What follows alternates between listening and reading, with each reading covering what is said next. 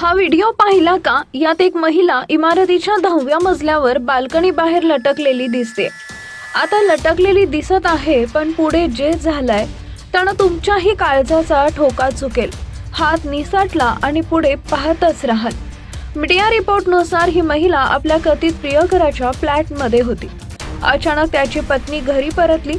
घाबरलेल्या प्रियकरानं त्या तरुणीला थेट बाल्कनी बाहेर लटकवले. शेजारील इमारतीमधून कुणीतरी लटकलेल्या महिलेचा व्हिडिओ शूट केला. या व्हिडिओत महिला एका हाताने रेलिंग पकडून लटकलेली दिसतीये. काही वेळानंतर महिलेनं धाडस करून ड्रेनेज पाईप आणि खिडक्यांना पकडून हळूहळू खाली उतरण्यास सुरुवात केली. शेवटी ती खाली असलेल्या एका फ्लॅटच्या खिडकीपर्यंत पोहोचली तेव्हा त्या फ्लॅटमधील व्यक्तीनं खिडकी उघडून तिला आत खेचले.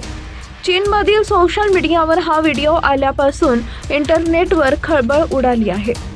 लाखो लोकांनी हा व्हिडिओ पाहिला असून महापालिकेनं केलेल्या जीवघेण्या प्रयत्नानंतर चर्चा सुरू आहे.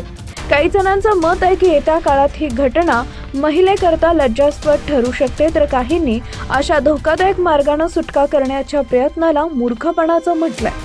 तुम्हाला हा व्हिडिओ पाहून काय वाटतं? तुमची प्रतिक्रिया ही नक्की कळवा.